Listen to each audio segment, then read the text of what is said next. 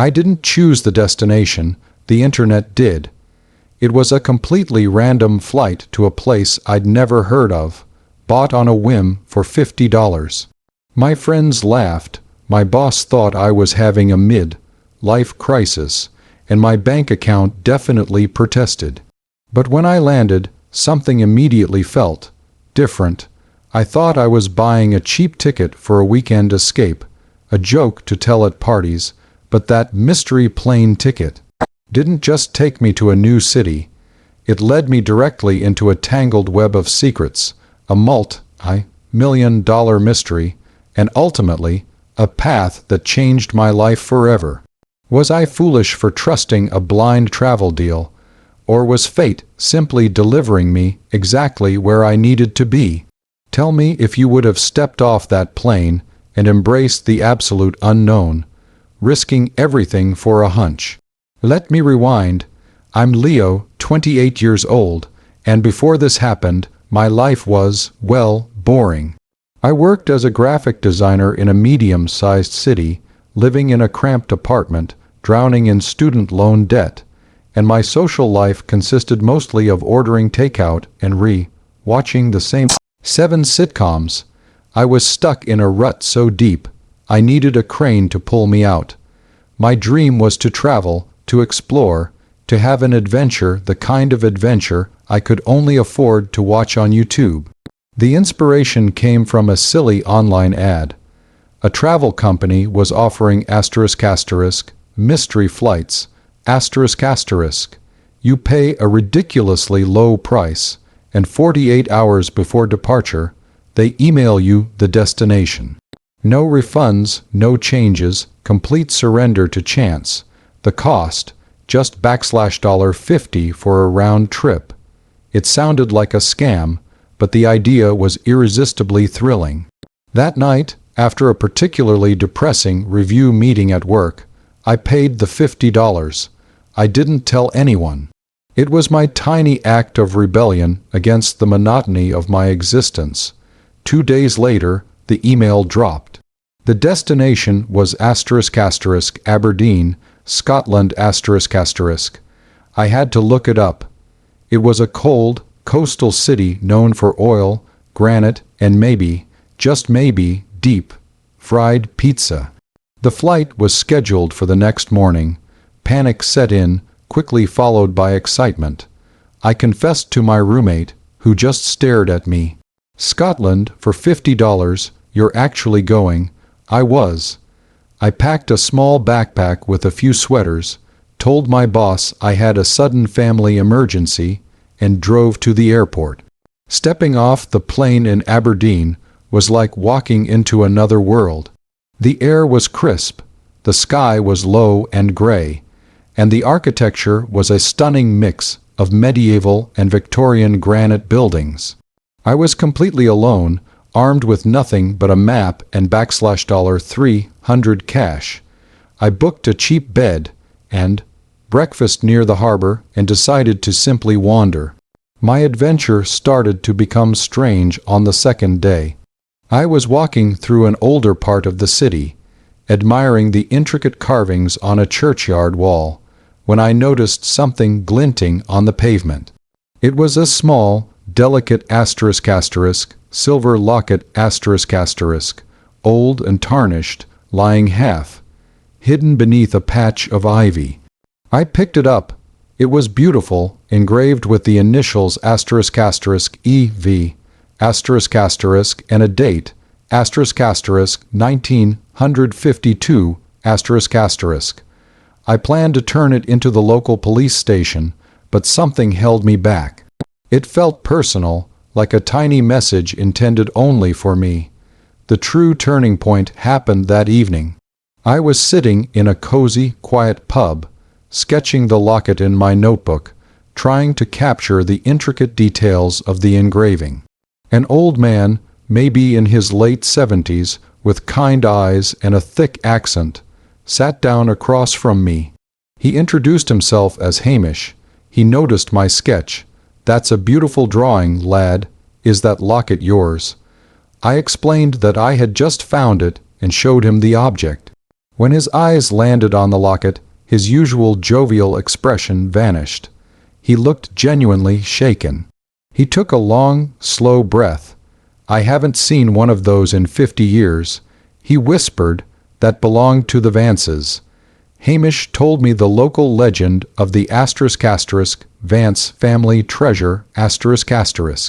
Decades ago, the Vances were a prominent, incredibly wealthy family in Aberdeen. In 1952, just as the locket was dated, the entire family, father, mother, and daughter, named Elizabeth E.V., vanished overnight. No note, no bodies, just gone. The police investigated, but the case went cold, baffling everyone. The family fortune, rumored to be millions in gold and jewels, was never found. People believed they either ran away with the fortune or were victims of a ruthless thief. But the key to their secrets was supposedly hidden in plain sight. Hamish mentioned one crucial detail.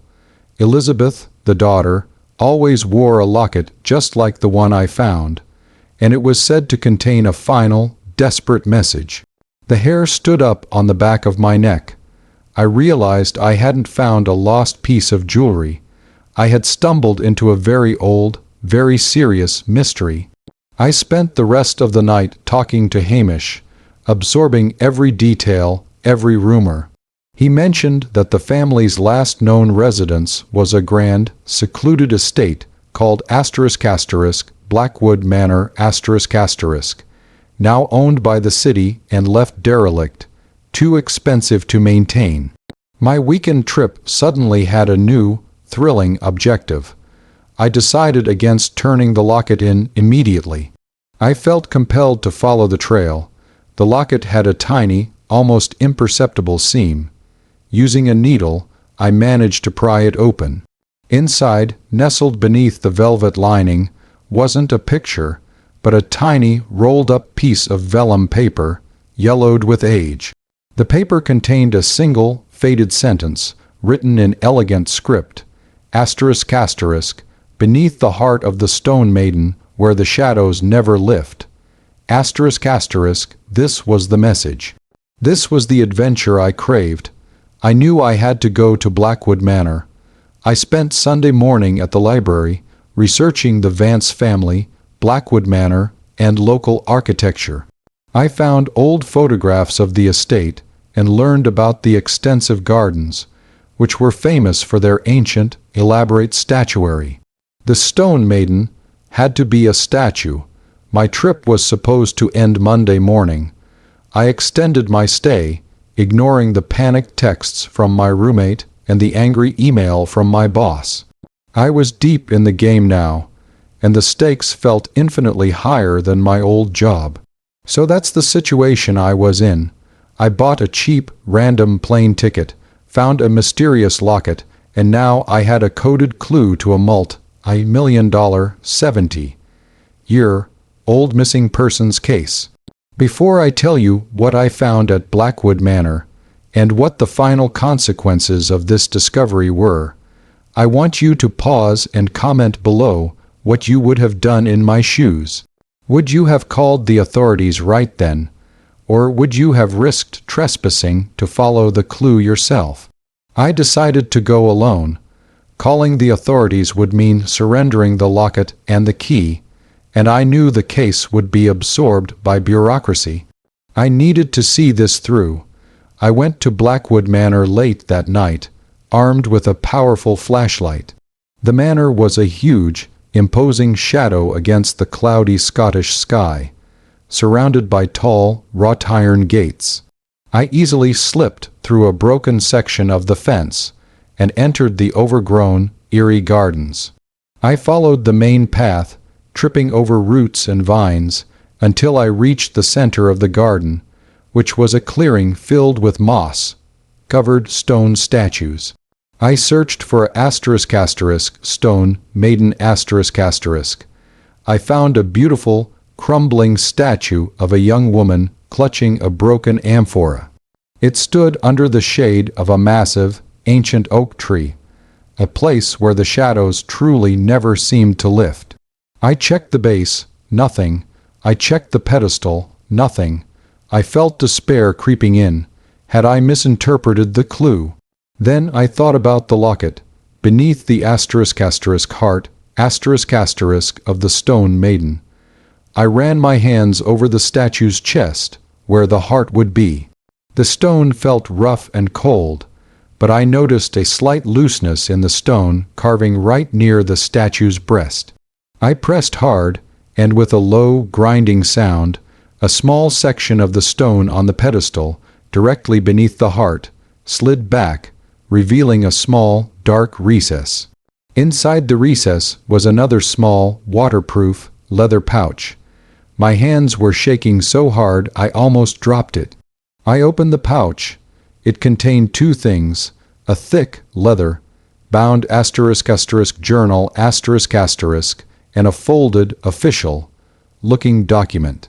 I quickly glanced at the document first. It was a last will and testament dated July 1952, signed by Mr.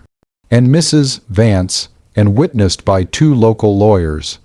The beneficiary was clearly named: Elizabeth Vance the daughter. The will designated a safe deposit box key and a handwritten letter to be delivered to the local bank's chief trust officer, but only upon confirmation of Elizabeth's 75th birthday, or upon the presentation of the locket.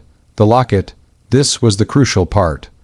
The will was a mechanism to protect their fortune until the daughter was safe and old enough. Then I opened the journal. The leather was supple, the pages yellowed. It was the father's journal. He wrote about the constant fear of being robbed by a distant, ruthless cousin who was trying to seize their company assets.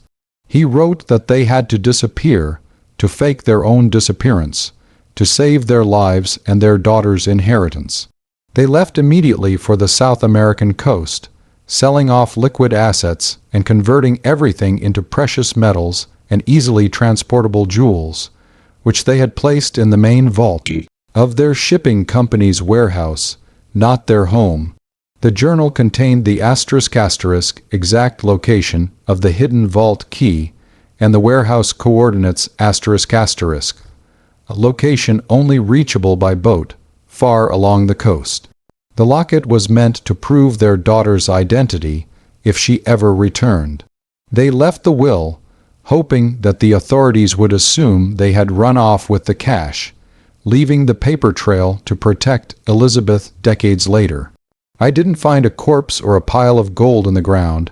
I found the paper trail to the multi-million-dollar fortune and the solution to a 70-year-old mystery. I immediately returned to the B&B and called Mr. Henderson, the firm listed on the old will, a successor to the original lawyers. I told him I had a matter concerning the Vance family estate. When I presented him with the locket and the will, he was aghast. The case had haunted his firm for generations. Within 48 hours, I was sitting with a team of lawyers and the police chief, explaining how a $50 mystery flight led me to the solution of their biggest cold case. The aftermath was electrifying. The police used the journal and the coordinates to investigate the old shipping warehouse, confirming that the main vault, long sealed and forgotten, contained not just gold bars and antique jewels, but also documents that finally explained the Vance's disappearance and led to the arrests of two elderly men, the distant cousins who had threatened the family decades ago and had been living comfortably off the family's legitimate company earnings ever since, while the Vances lived in self-imposed exile. The Vances themselves, now in their 90s, were contacted. They were alive, well, and deeply grateful. And Elizabeth Vance, she was a sweet, sharp-witted woman who had lived a quiet life, believing her parents had run off and forgotten her. She was now the rightful owner of an estate valued at nearly $50 million. I was deemed a hero, a local legend. The Vances and the estate agreed to reward me generously. I received a finder's fee, a formal financial reward for solving the case and finding the treasure, which amounted to a life-changing *****. $1 million****. I also got an all-expenses paid trip back to the South American coast to meet the Vance family in person. I returned home a completely different man. I paid off my student loans, bought a comfortable house for my family, and invested the rest. I quit my boring job and started a successful travel blog, specializing in historical mysteries and spontaneous adventure. The kind of life I only dreamed of before. My friends and former colleagues stopped laughing. They started asking me where the next mystery flight was going. That mystery ticket, the one everyone thought was a foolish waste of $50, was the key to my freedom and my fortune. It taught me that sometimes the biggest rewards come from the biggest risks, and that trusting the unknown can lead you exactly where you need to be. I'm no longer Leo the struggling designer. I'm Leo the adventurer, the man who solved the Vance mystery. And it all started with a simple, anonymous $50 plane ticket. Like this video, if you believe in the power of destiny and unexpected adventure. Subscribe for more stories that prove life is stranger than fiction, and share your final thoughts on whether you would take a mystery flight in the comments section below. I'll see you all in the next story.